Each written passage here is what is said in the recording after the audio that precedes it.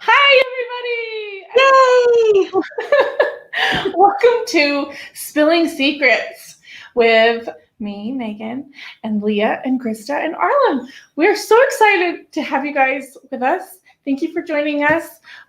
We feel so privileged to do what we love doing. We're grateful that you are here with us. We just really want to thank you for sharing in our love and excitement with all of our books and making our dreams a reality, because without you guys, we wouldn't be here. So thank you. Thank you for joining us. Without further ado, shall we introduce ourselves? I will start. I'm Megan Walker. I'm the author of Lakeshire Park. And I have a couple of novels that I've also written, but Lakeshire Park is my proper romance. I'm from St. Louis, Missouri, and I have 3 kids. And my husband works here in St. Louis as he's doing a fellowship. He's a GI fellow. And so we'll be in St. Louis for a long time. We love it here. It's great. And I'll tell you guys about my writing journey later as we continue spilling our secrets. On to Arlem. Tell us about you. I am Arlem Hawks, and my book, Georgiana's Secret, is coming out next month. Yay! Georgiana's Secret is actually my 5th published book. I have 4 novellas that I've put out the last couple of years. And let's see, I live in incredibly hot Arizona, and we love the people here. It's a little bit hot for me, but yeah. Wonderful. Okay, let's introduce Miss Leah Garriott. Hi, I'm Leah Garriott. I am the author of Promised, and I live in Utah, and I have 3 kids and a dog and chickens and a fish, and we killed our hamsters, so really bad hamsters.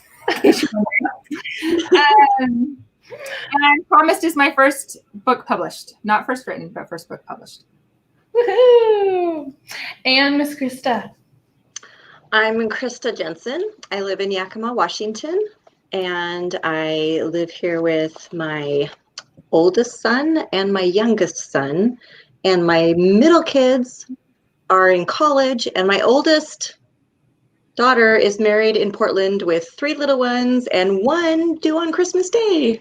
Oh my God! I'm a grandma, and my book is Miracle Creek Christmas. I'm so excited about it. It's my first novel in 5 years. I have 4 previous published novels and 5 maybe novellas. I don't remember, but anyway, I'm really excited to have this one out. Congratulations. Love it. Thanks, ladies. I personally know that all 3 of these women are fabulous, and we are so excited to be chatting together. We haven't had a chance to sit, the 4 of us, and just talk and hang out. So I'm so excited. Thank you guys for registering and for asking us so many fun questions. We went through the questions and we compiled a list just to kind of help guide us through this conversation, and we were cracking up at some of them, and I personally am so excited to hear the answers to these. It's going to be really fun. So just starting off, how did each of you meet or become friends? Anybody want to start that one? I haven't met. We haven't met. I haven't met Leah, and I haven't met Krista, but we've talked. I remember my first experience with Leah was, sorry guys, I'm just going to take the lead here. Okay. Was when I first accepted my contract with Shadow. I remember contacting you, didn't I, Leah? And I was like, I need your help with all these things. I have no idea what I'm doing. And Leah so graciously and lovingly led me through the scary publishing world. You've been such a godsend to me. Oh, thanks. You have. Nice of you. My own experience, so I signed a contract like a couple of years ago and promised the publication was pushed out 3 times. So I just was sitting in the background, like learning things so I could share it with everybody else, I guess. Waiting for me to come along so you could do it together. Yes, yes. And Arlem is one of my critique partners, so I knew you first before any of these other women. Yeah, it's been almost 3 years, I think. Yeah. We started our critique group, and Yes.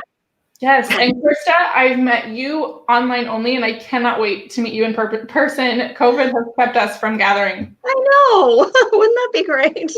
I know. Yeah, no, I've followed Leah on Facebook for a long time. I don't even know how long. I think just through the writing community we connected. Arlem actually followed me on Instagram before I knew who she was, and she introduced herself. She's like, I'm a new proper romance author too. So I was like, oh, yay. So Instagram, and Megan, same thing, Instagram. And then you contacted me for this get together, and I was like, oh, good. I wanted to know her better. So isn't it fabulous how writing can bring us together? It's so fabulous. I have met so many amazing women and men just connecting. It's been wonderful through writing. Okay, which one of you is the most bossy? And I'm not answering that one. Meg, I have to say, too. What? I think it depends on who you talk to, right? If my husband, it's probably me, or my kids, it's probably me. But yeah, Megan took the reins for this, most of it. So putting unlike it together. I'm not saying she's bossy. I'm just saying thank you.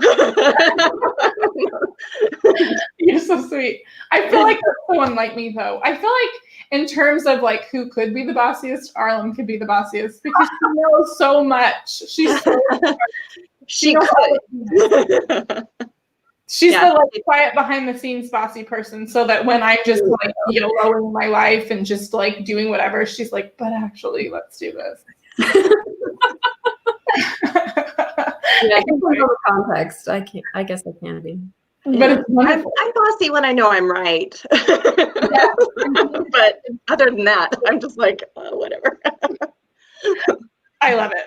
So we all can be bossy in our own way. And it's wonderful to be bossy sometimes. Okay. Do your family members read your books? so I've said this before. My husband actually he reads to the kids at night, and he read my book to the kids.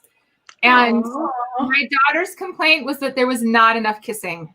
My daughter is 8, and there's not enough kissing in my book. So yeah, they've all read it, and they'll just read all of my books. I think that's their plan. I love it. What about you guys? My daughters read my books. My sons have read a couple of them, and my husband has read like 3 or 4 of them. I've started putting my books on his desk, on his nightstand. Here's your to be read file. And he actually does really enjoy reading my books, but he just doesn't have so much time. So poor guy. He's a high school principal. So Oh my. anyway, yeah, but my mom and my grandmas, when they were alive, they were avid readers of my stuff. And that always felt good. And my dad reads them, and he not only has the paper copies, he gets them on his phone too. He has a Krista's list on his phone. Stop. I can't. That's too funny. Arlem? So my husband does read all my books, but he goes through them fairly slowly because he's amazing. And during the evenings, he takes care of the kids. He like puts them to bed and does all of the nighttime stuff so that I can go write. So it takes him a little while to get through them, but he reads all of them. And then I have an amazing group of sisters-in-law who are like my biggest fans. So they will read through all of them. I even have a brother-in-law actually that reads all my books too. So Oh my gosh, I need to get on my class. My sister Chelsea reads all of my first drafts for me, and she tells me if it's good or not. When I wrote Lakeshore Park, I was so scared to write anything, and she read it and was like, I couldn't stop reading it. And she doesn't read, so I was like, okay, this means that it might be okay. And my husband, I had to force to read it, and once he read it, he did not like Peter or Amelia and had all the things to say. He was like, I get why Peter's a little frustrated with her. Or, I get this. And I'm like, you're the worst, and you're never reading my books again. So my husband thought that Margaret was a brat. He just kind of bratty. And I was like, no, you just don't understand women. Same. That's what I said. I was like, definitely, absolutely. Okay. Who has the biggest influence on you as a writer? Oh. I got that one. Yeah. So, the biggest influence in my writing is my father. My dad self-published books when I was little. Well, actually, starting before I was born. And so, all growing up, like, little me felt like publishing a book was kind of the pinnacle of the human achievement. Like, that was the biggest thing that you could do in your life was publish a book. So, I just kind of always grew up with writing and books, and yeah, he was the number one reason why I'm a writer. That is so sweet. You got a good one. Anything else? The biggest influence of writing.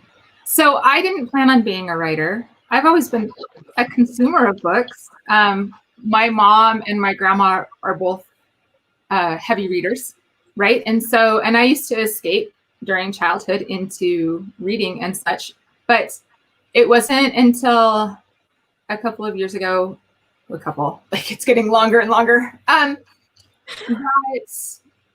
we read a book in one of my book clubs, and I was like, I wonder, like, I could write, like, maybe I could write something like this. And then I had somebody join one of my book clubs who was an author, and I was like, okay, I'm just going to try this and see what happens. And so that's how I became an author. But I would say that the people who have been most influential, really just all of the authors. And now all the authors that I've read and that I've come in contact with in the writing community, they've each played a special part in my life. And now it's the readers, right? Because I get comments back and I'm like, oh, somebody likes what I write. Like, maybe I'll do another one because this person did something, they liked it. And so maybe it's okay. And maybe I can do this. I don't know. Isn't that so true? I'm like, people like the fluff that's in my head. They enjoy it too. Like the stuff I daydream about. Like, I will write more for you. I will. Right. I love it. Just this, like, 5 people that actually like the book. Yes, I will write for you. Here you go. Yeah, it's incredible. Just that little, like, just yesterday, I got a message on Instagram from somebody, private message that said, "Thank you for putting this story out into the world." And I was like, I mean, just that little phrase, it was like, it was in my head and now it's out in the world. And thank you for saying that. I don't know. So that just makes all the difference. Right. I had one person compose a song. She's a composer on the piano, and she composed a song to go along with my book. And I was just like, wow, that's amazing. And it was beautiful. We love y'all. We love all of y'all. We do. Okay. I couldn't narrow it down to one person, but there are 3 significant people who inspired me to start and make this life change. Because like Leah, I didn't plan on being a writer. I'd always written in journal entries, and I was working on writing a personal history of some hard things that our family went through and made it through that I wanted for our kids. But Carla Parsons and Norma Rudolph started a writing group in my little town in Cody, Wyoming, where I was living at the time. And they totally, once they started reading my writing, they were, okay, that's corny. I just thought the wind beneath my wings, but they did. They were like, you need to write a novel, one, which terrified me. You need to submit this. You know, it was like they walked me through, and they were totally, they had experience, they had knowledge, and they were just so generous and supportive about making me take a very scary step that I never even imagined taking. And then once I got my first book accepted, the 3rd person is Robinson Wells. I would just ask him everything, and he would just say, go and do this and be good with it, be successful. And anything I would like run by him, I don't know, Krista, do it. Do it. It was like, what have you got to lose? You got this, you know, so. Yes. So those three people from my beginning writing career and continuing are just so precious to me. Pillars for you. I love Yeah. that. I love that. I love it, guys. Okay. I need to be paying attention to the time because I could literally chat with you all day. Okay, I love that. That's a great segue for us to start spilling all of our secrets about our writing craft. Arlen, you're shaking your head. It's like not a secret, but it is. I feel like maybe. I don't know. Every writer is different, right? I feel like all authors have different ways that they do things, different ways that work for them, and different reasons, like we said, for getting into this at all. Because after you get into the publishing world, after you publish a book, your eyes are opened and you realize that it is hard. There are so many hard things about it, right? There's so much good and so much love and also so much difficulty. And so let's chat about that. Let's take it up a notch and be real and spill all our secrets about our writing craft. So first of all, let's just maybe take turns if you want to, if not, whatever, about what got us into writing, if we always loved it, and how did we kind of start with our first book. So I'll go first. What started me writing was a therapist telling me that I needed to write about my son, Simon, who passed away, and just to write things out. And I'd always kind of liked writing, but like Leah and Krista, I never had a hard, fast goal that I'd write a book, you know, like it seemed like a great idea in my life. But anyway, so I started writing about my son and some PTSD that I had, and that kind of moved me. After writing about such hard things, I thought, like, I need something to fill my brain with that's kind and nice. And I want to create a character, a heroine who has lost everything, who feels totally hopeless, who I can give the world to. And so I had a friend who helped me kind of get into these different Facebook groups and conferences. And she was like, kind of like Krista said, do all of these things. And so I remember just like daydreaming, and like before I fell asleep, because falling asleep had been really hard for me, I would let my mind just kind of daydream about this heroine. And that's how I got started. I wrote my first chapter that just came to me. I just wrote it out. And then I found this conference, Storymakers Conference. And that's how I got connected with Arlen. She helped me read my chapter and she helped me strengthen it. And so that's how I got started with that. And it turned out that chapter was okay. And I kept writing, and thus is Lakeshire Park. Who wants to go next? Arlen does. Yes. So like I kind of mentioned before, I had always been writing. I actually have a little notebook from when I was 3 years old. So I couldn't actually write, but I had my mom dictate, or I dictated to my mom a story, and it isn't even really much of a story, but in my head it was a story, and I was so proud of it. And that's just how it's been my entire life. I've just always been making up stories and writing stories. But I didn't start actively pursuing publishing until we moved down to Arizona from Utah, and we moved to a place where I didn't know anybody. We didn't have any family close by. I mean, our parents lived like 13-hour drive away or something. And it was just me and my oldest baby. And we were just by ourselves basically for a long time. And I really reconnected with writing. And it kind of helped me through that really lonely phase where I was like trying to figure out how to be a mom and trying to figure out this new place. And I think another person who really inspired me right before we moved down to Arizona, we were standing, my husband and I are big Brandon Sanderson fans, and we were standing in a Brandon Sanderson line, and there was this girl standing in front of us, and she was about my age, and she had a baby that was about my kid's age. And then she started talking about how she was one of Brandon Sanderson's students, and she was in line to give him a book. And it turns out she was Charlie Holmberg, and she was talking to us about this writing journey. And I was like, she's doing this. Like, she's in my same position in life, and she's pursuing her dreams that I didn't think would be possible for years and years. And so that's what kind of got me into the publishing phase of writing. Pushing forward. Yeah. That is awesome. Krista? Okay, Or I'll go. Leah?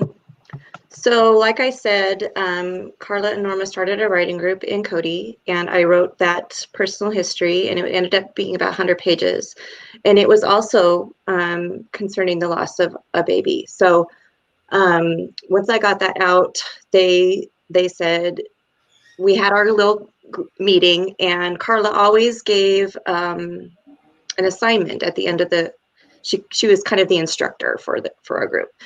And she always gave an assignment, and she gave the assignment, which was for everybody to try something that they hadn't done before in the writing genres. And she said, she looked at me and she said, Krista, I want you to try writing a novel. You will write fiction. And I was like, I don't know that. What do you mean? Make stuff up? What is that? And so we talked about it. We talked about taking a favorite character or a favorite setting or a favorite line from a book or something, and twisting it and changing it, shifting it, and making it your own. And at the time, I was reading Jane Austen's Persuasion for the very first time. And I was and I was almost finished with it, and it had already become my favorite, Jane Austen. And after that meeting, I took about a week and just let things just simmer and percolate. And I was thinking, how could I take what I love about Persuasion and make it my own? And by the end of that week, I remember waking up in the morning and I had the image of a main character and the hero, and the setting I knew was going to be in Flathead Lake, Montana, where the year before my family had a camping reunion. And I grabbed my notebook off, I don't know, wherever it was. I was still in bed, and I just started writing like crazy, and blips of conversation were coming to me.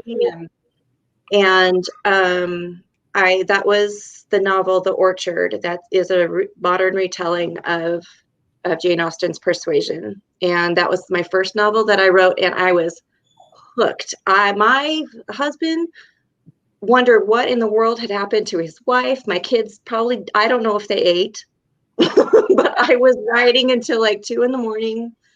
And that was when we had a family PC down in the office in the basement. And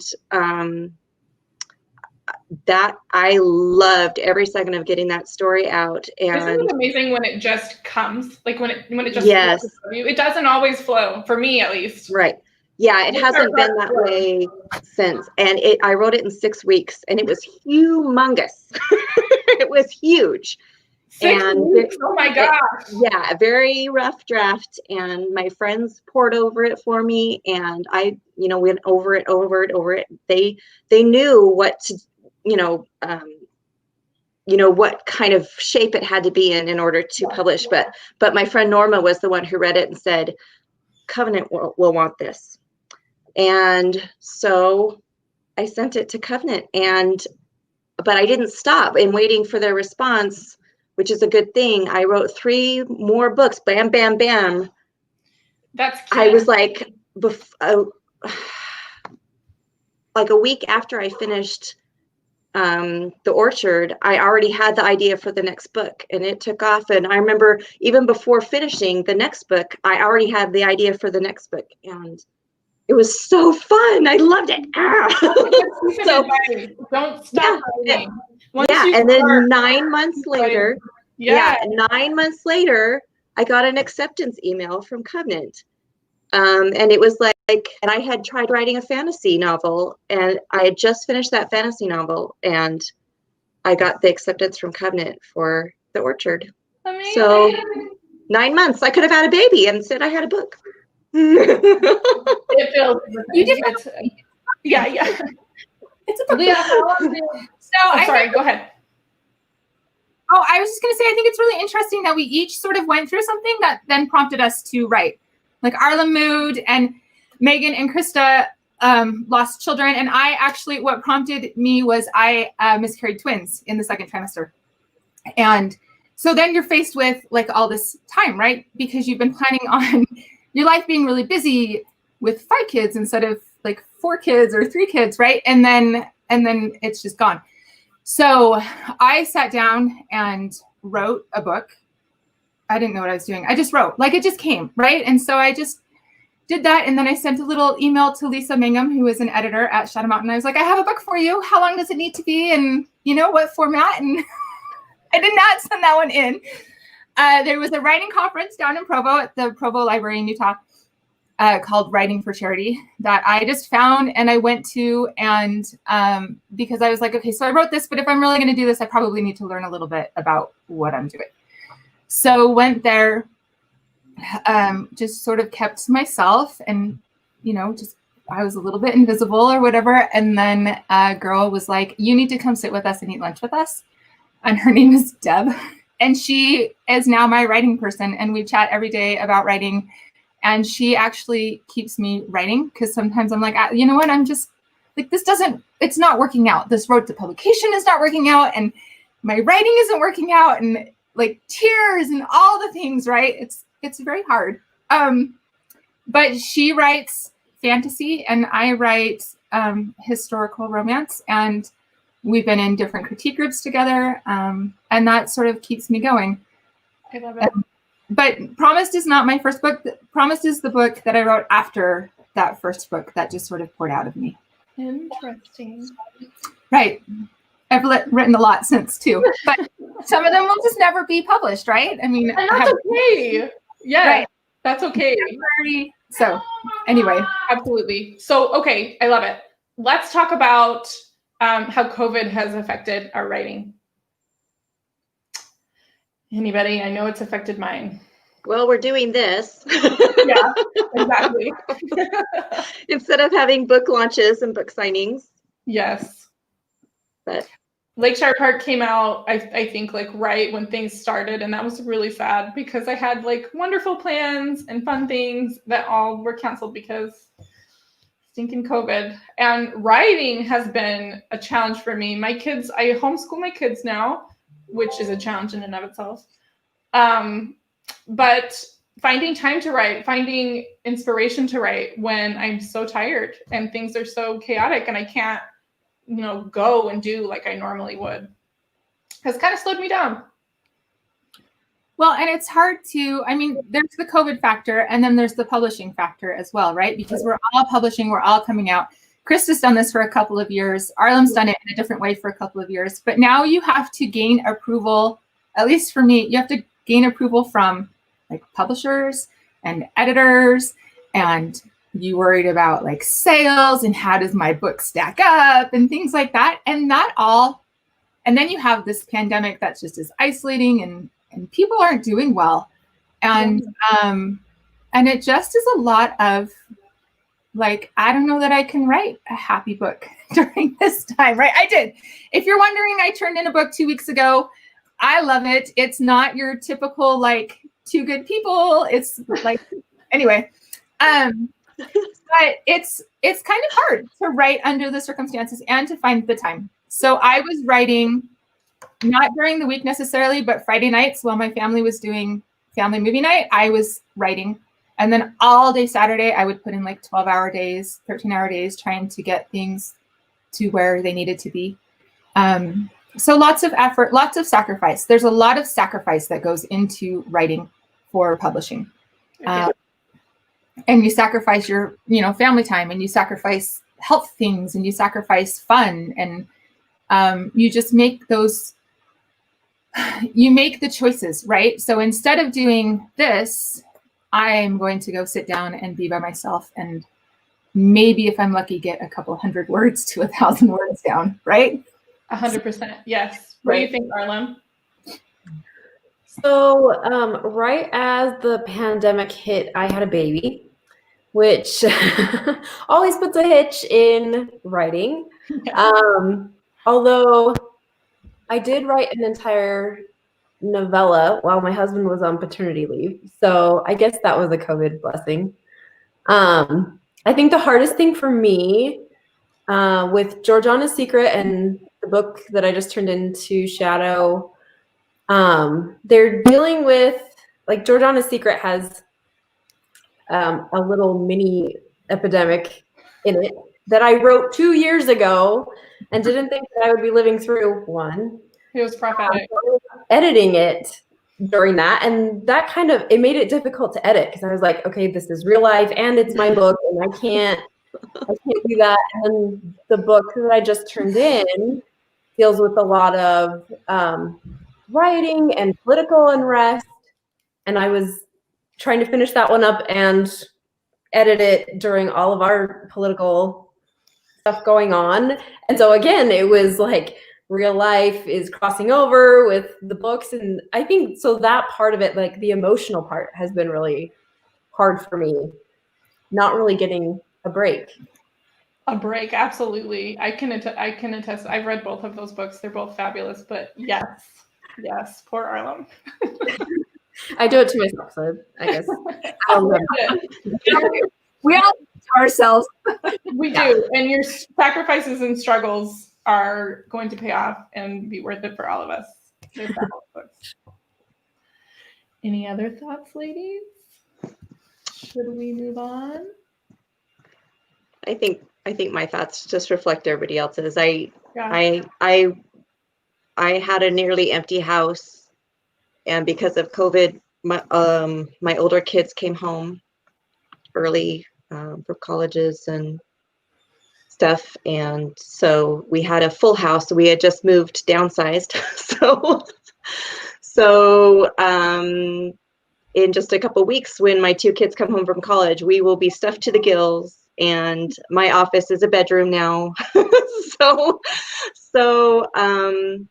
Yeah, it's different. But I will say this. So 2016 through 2018, I had 2 major surgeries, 2 minor surgeries. My daughter had 2 surgeries.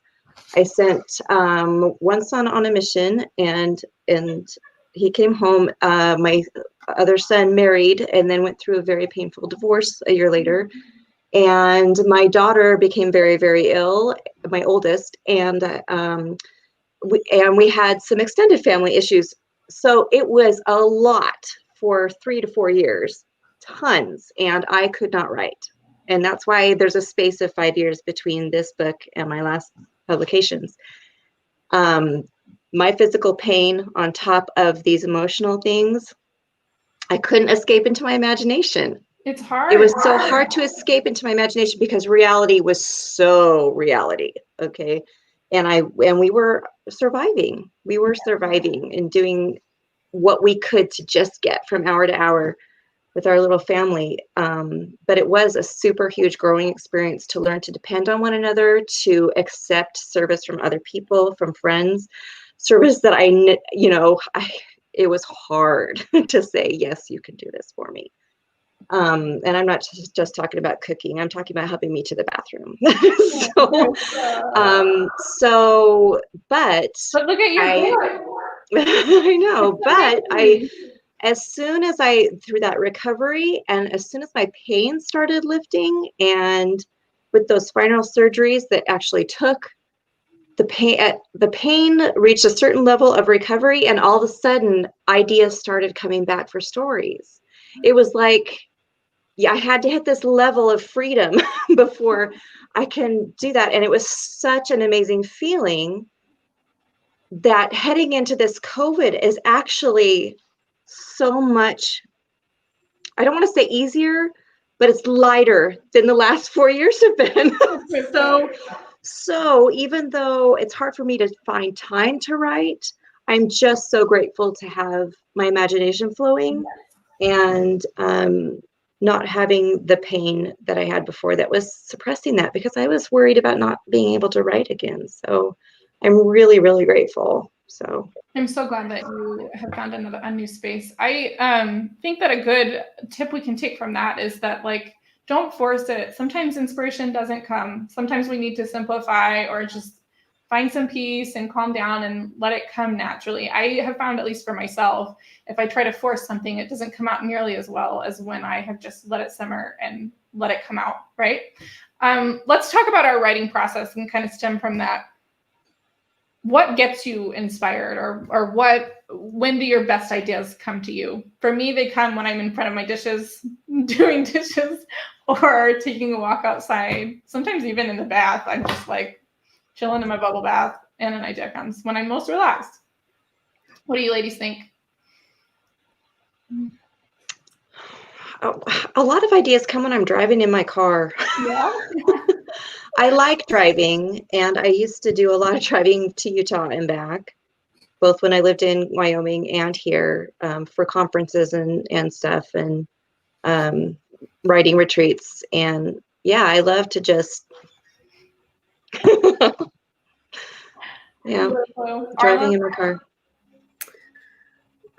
That's a really good question. I don't have like one specific place or activity, except for maybe just researching. I'll just like be reading through. A lot of times it's a Royal Navy thing or whatever, and like, oh, that's a really cool piece of history, and that'd be interesting if this character did this in relation to history, and it just kind of goes off from there. Harlem is a research historian out of this world. You're amazing. Leah? I think of situations. So I did write one book from a dream that I had, and I thought that was really interesting. What if that was true? And so I wrote that. But I think of situations. So what if, you're going to hear my kids because they will just not stay outside. I'm sorry. It's okay. Like, what if you had a person who was in this situation? How would they act? And then what if you had a person in this situation and you put them in this place? You know, how does that change things? And I think that that's sort of where my story ideas come from. Yes. I love starting at the meet cute. I love to picture two people meeting and like why the meeting isn't working out or why it's super cute or whatever. And then kind of going from there. And like Leah said, like asking questions like, what would happen if, or what if she was looking for this, or what if he didn't like this, or, you know, kind of like moving on from that. Okay, here's a really good one. You guys asked so many phenomenal questions, and I so wish that we could get to them all. But this one is one that I'm interested in hearing the answer to. What is the hardest part of the writing process for you, and how do you personally overcome it? The writing is the hardest part of the writing process. How do you overcome that, Leah? Lots of tears, crying in the kitchen, like on the floor. Wow. Like, you do this. I'm also a very spiritual person, so I spend a lot of time trying to connect spiritually with my Heavenly Father and asking for help. I feel like the books that I have been like promised was very much. So just a little background. I turned in a book called Promised, and it was accepted. And then just through events or, you know, timing and whatever happened, I ended up rewriting a lot of it. And I had a very short period of time to do that. And so that was very much, I feel like, me receiving inspiration and revelation from God. This last one that I have just turned in, so I turned it in.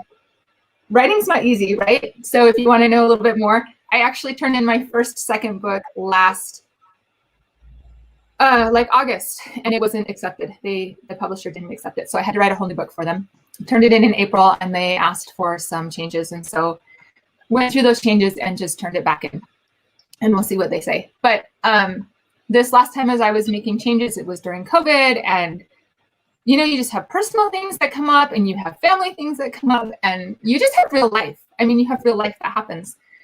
And so very much, again, it was me sort of being like, okay, like, I don't even want to try to do this on my own. Can I just get some like help from above? And I definitely think that my writing is not a product of me. It's a product of something more than me. I love that. What do you say, Arlen? What question were we on?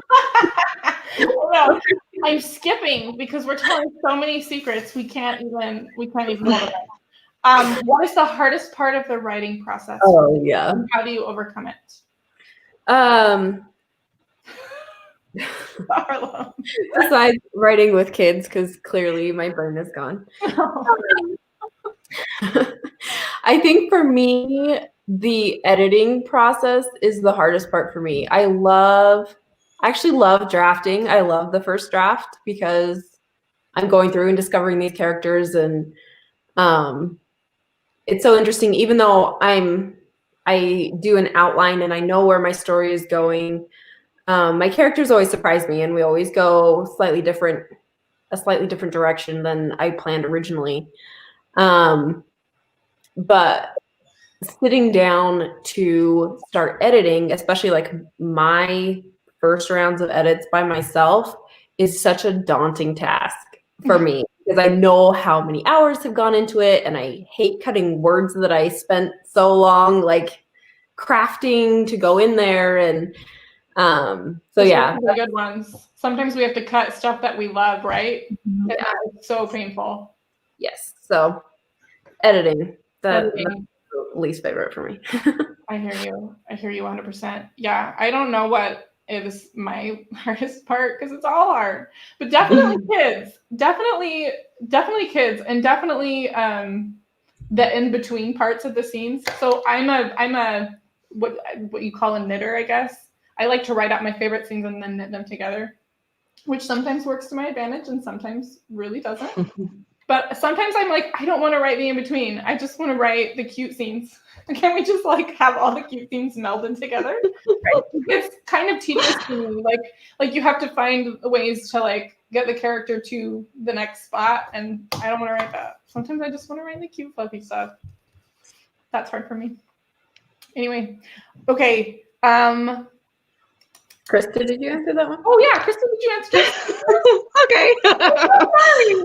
No, yeah, just carving out the writing time right now during this because my 7-year-old son, he has some special needs and that demand a lot of attention, and he was starting school, so then we had the shutdown, and homeschool became very all-encompassing just to get him through the day. Yeah. So carving out time is still hard, and not having my office, a door to close. My best bet is probably to go out in the car. So, but also like Arlen, I am very wordy. My first drafts are humongous. And even for my novellas, they say 50,000 words, and there I go to 75,000 words like that. So, yeah, having to go back and cut, and I've gotten pretty good at eyeballing what to cut because I have to do it so often. So, yeah, the book I just turned in is a beast. I'm gonna have to cut so many words. You want to write all the things. Say hi. I love promise. Leah bears all. It is super hard to cut stuff. I have like a serious document of stuff I cut out of like Sharp Park. That was cute, but like it just, I didn't need it. And Lisa Mangum was amazing at helping me cut like filler words or like little words that were unnecessary. She really tightened my prose a lot. A lot of people want to know, guys, how long it takes us to draft a novel. And also like what the editing process is kind of like for a book. Which is terrible, right? It's a terrible question. But like first draft, how long does that take you? And then kind of who wants to tell us about the process of like how many drafts we go through to get okay. it done? Well, I'll just say, the 5 full-length novels that I've written, they have taken everywhere from 6 weeks to 4 years. Okay, A Miracle Creek Christmas. This one I started before the surgery stuff, and so it took me 4 years. There was a rewrite in there of the main character, starting from scratch. So that was 4 years, but like I said, the first one was 6 weeks. So, and the others have fallen anywhere in between there. I don't think Miracle Creek is by far the longest. I don't think it's ever taken me over a year to write the others, the novellas or anything. The novellas actually usually only take me maybe 3 months. Yeah. What was the second part of that question? Oh, the editing process?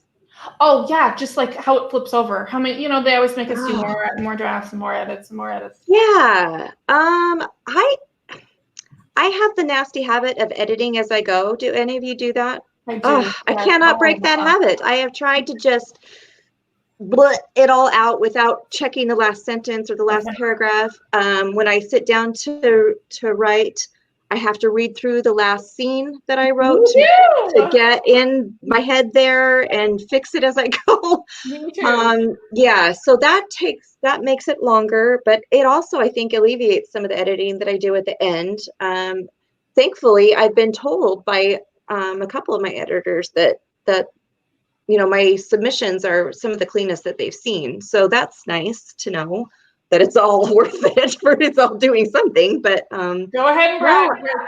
Right? Not the best.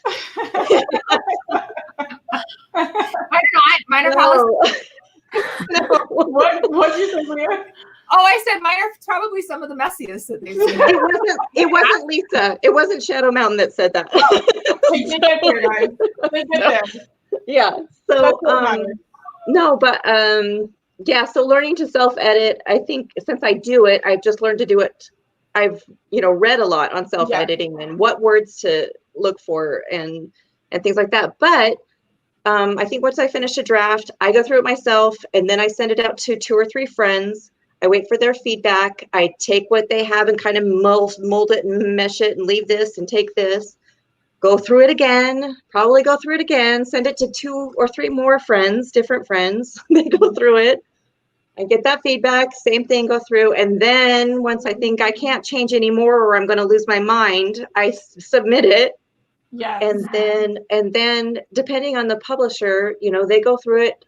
They come back with me with questions, change suggestions, word count, goals, go through it again.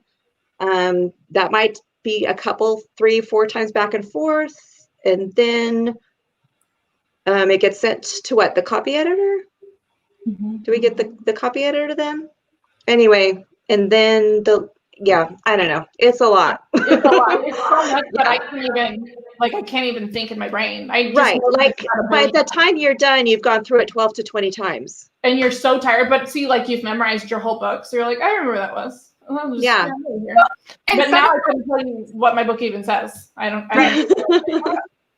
Some of the hard things is when you have to change your scenes. And you're like, okay, so I wrote the story this way.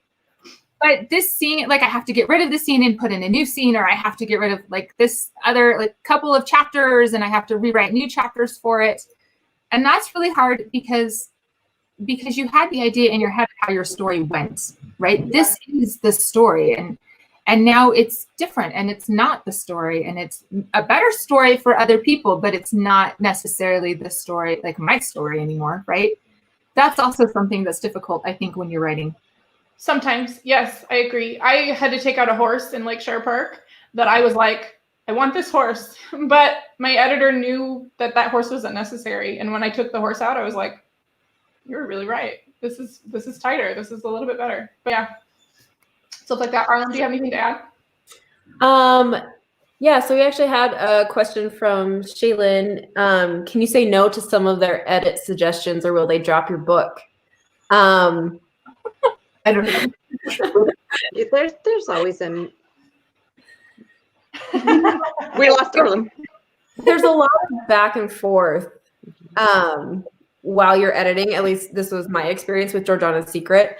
And with Jordana's Secret, I didn't have a ton of really big changes. It was just kind of line by line stuff, word choices, and this fits better here than there. But there were a couple of things where I was like, this is what is historically accurate. And the editor's like, I don't think people will understand this. And there was a lot of just well, can we fix it this way? Or what if we do this? Does that make it better? And I think for me, knowing that the editor wants to make my book the best that it can be, really helps that. Because they're not trying to like, I don't know.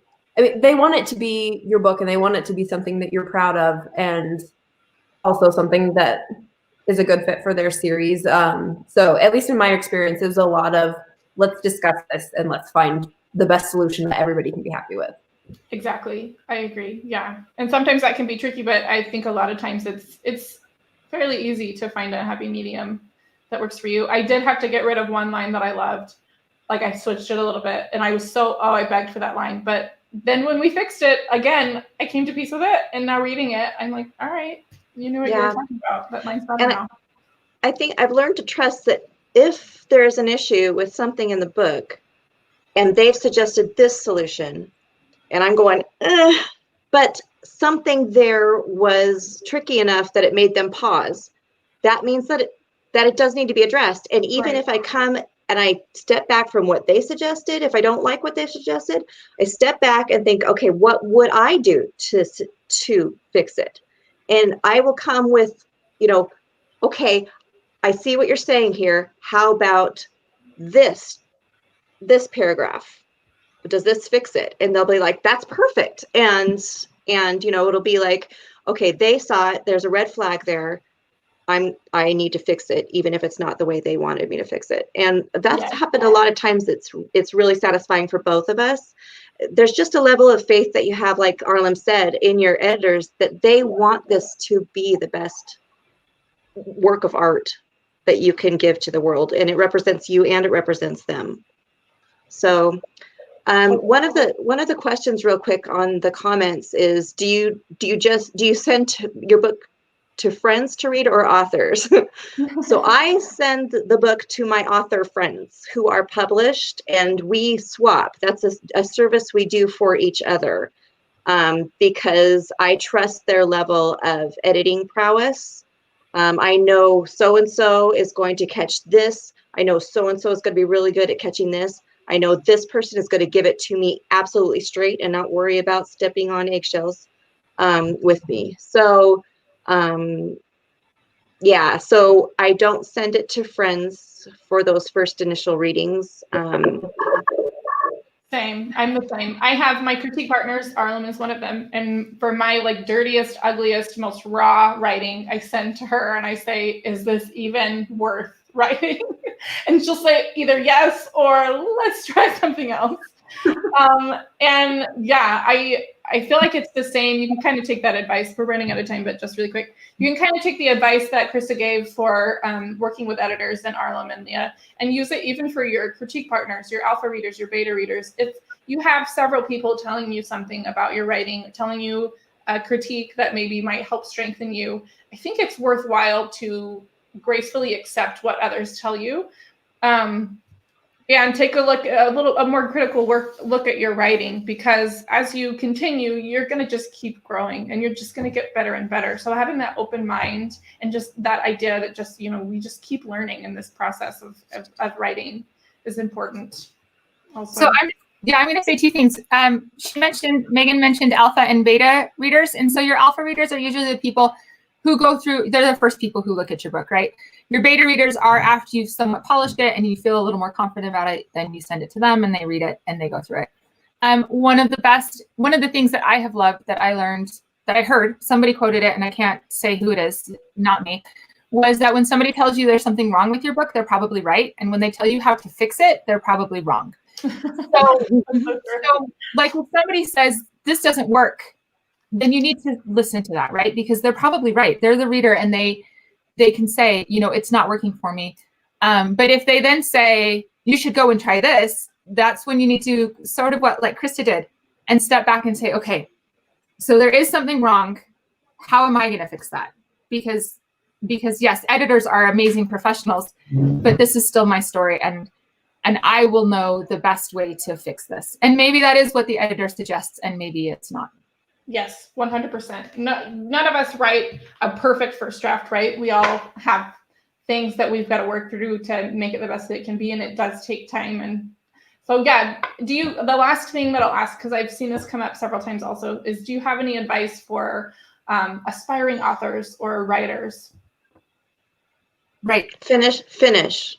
Yes. Finish the book. Don't keep on going over that first chapter and over. Just move on and get to the end. I would say finish your first book and start your second. Mm-hmm. Because I think finishing the first book and starting the second is where a lot of people get hung up because they're like, well, I want this story to be published. No, Yeah. just set This is the book I wrote. Right. This is the one that has to be published. Just set it aside, move on, do your second book. And if you want to come back to your first book after that, then do that. But get some books done. You can certainly be submitting and writing at the same time. Yeah. Yes. Arlen? For me, I have two things. One, learn your craft, whether that is going to writing conferences, whether that is reading craft books. Brandon Sanderson has like all of his creative writing classes online for free on YouTube. Like go watch all of those. There are podcasts, like just get as much information about story structure and character development and stuff like that as you can. And then also have people read your work. I grew so much as a writer when I started exchanging with people, especially when I got into my critique group. So I would say find your people, find people who like to write the same things that you do, find people who can read your work and give you feedback, because that's the only way that you're going to know if you're doing it right.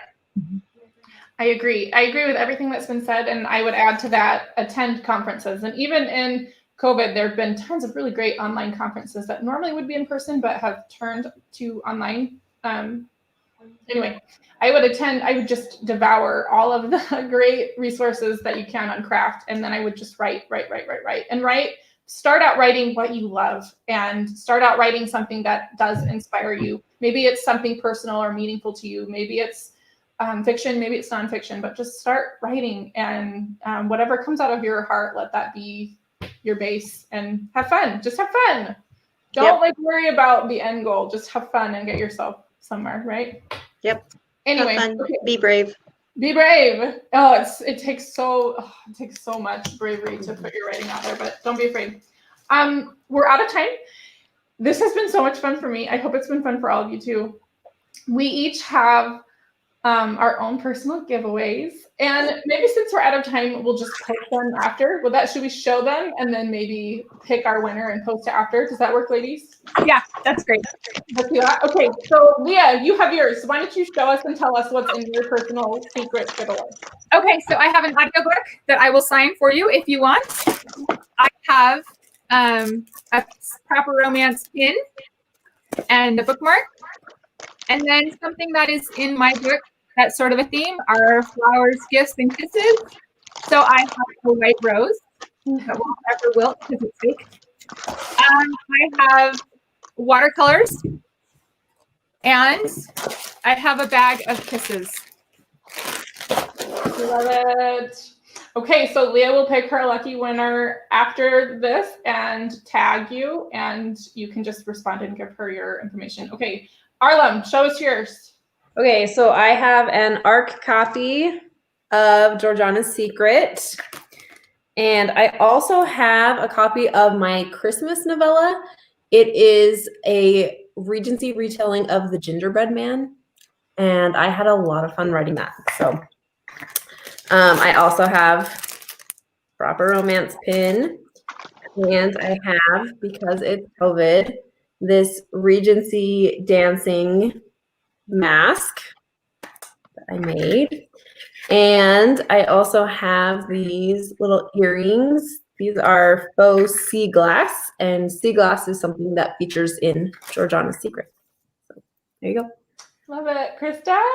Okay, I have an audiobook of Miracle Creek Christmas, and I chose my gifts based on the story. So I've got some candy canes, which play a little part, some Christmas lights, because our main character does not own any.